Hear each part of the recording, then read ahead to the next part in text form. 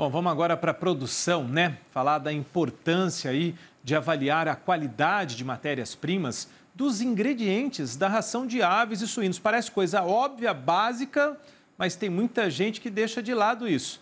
Por isso, a gente convidou para estar com a gente aqui um zootecnista, né?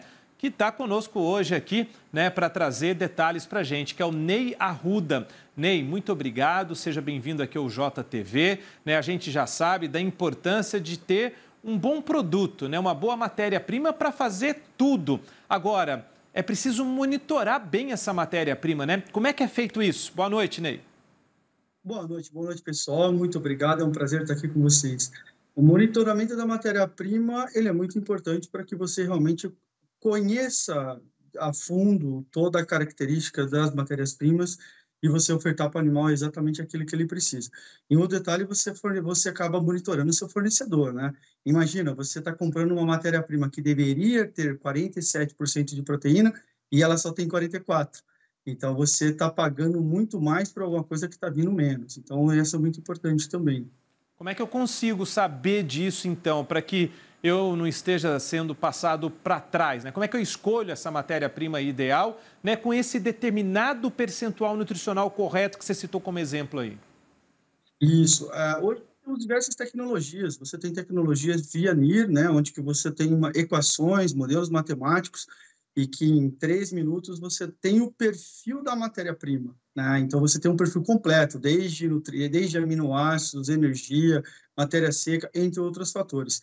E com isso, ela vai se ajustando cada vez mais. Cada vez que a gente tem feito leituras, no caso, a gente recebe matérias-primas de diversos lugares do país, isso deixa um banco de dados bastante robusto, e aí você consegue fazer essas comparações. Para você ter uma ideia, nós lançamos aí, a gente lança anualmente um Crop Report, que é onde você tem um conteúdo dessas informações. Só para você ter uma ideia, de milho nós temos mais de 14 mil amostras que foram feitas no ano passado, né, de distintos lugares do país. E você deixa esses dados mais robustos e as pessoas podem avaliar isso. Tanto um artigo, como esse Crop Report, e também você fazer isso via NIR, que você tem o resultado daquela matéria-prima naquele exato momento. Agora me diga o seguinte, me dá uma formulação rápida aí, algo, eu sei que nada é simples nem é básico nessa vida, né, do agronegócio, e principalmente quando a gente fala de produção de alimentos para os animais, né? Mas dê uma fórmula, um exemplo rápido aí, em que o produtor, por exemplo, imagina que está colocando um determinado percentual de nutriente e não está colocando, né? E que consequências isso pode trazer? Olha, é uma pergunta muito interessante, né? Porque a gente busca eficiência a todo momento. Então, imagina assim, a maioria das ações ela é composta de milho e soja. A maioria entra um monte de matéria-prima aqui, que eu ficaria entre mais de 20 matérias-primas, dependendo da ração.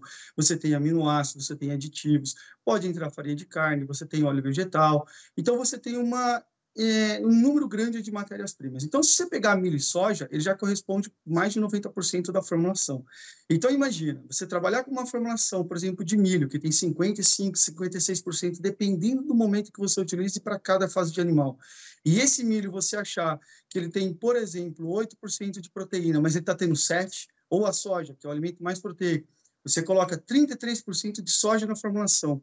Mas aí, olha, para a gente encerrar então, que impacto tem na rentabilidade do produtor quando ele coloca um determinado ingrediente ali ou nutriente abaixo do que era necessário?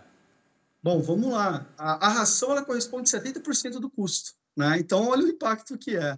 Se 70% do custo de produção já é da ração, ou seja, do custo alimentar, o mínimo erro que você tem ali, você compromete, porque se a ave está precisando, por exemplo, de 21%, 22% de proteína, e você der 20%, ela não vai chegar no peso que você precisa. E se você colocar mais, você está perdendo dinheiro, sabe? Esse animal ele está excretando isso para o meio ambiente e está sendo perdido. Você precisa ofertar exatamente aquilo que ele necessita. Para fazer isso, a gente precisa saber o que as matérias-primas têm.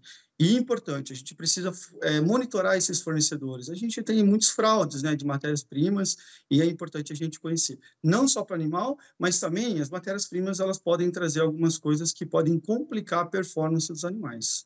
Muito bem. Ney, muito obrigado pela gentileza de estar com a gente aqui. O Ney Arruda, que é zootecnista, né, especialista aí nessa questão do alimento para os animais, principalmente na composição dessas fórmulas tão importante aí na hora de alimentar aquilo que a gente está produzindo na nossa fazenda, na nossa propriedade. Ney, muito obrigado. Seja bem-vindo sempre. Eu que agradeço. Um grande abraço para todos. Boa noite. Valeu, boa noite. Até mais.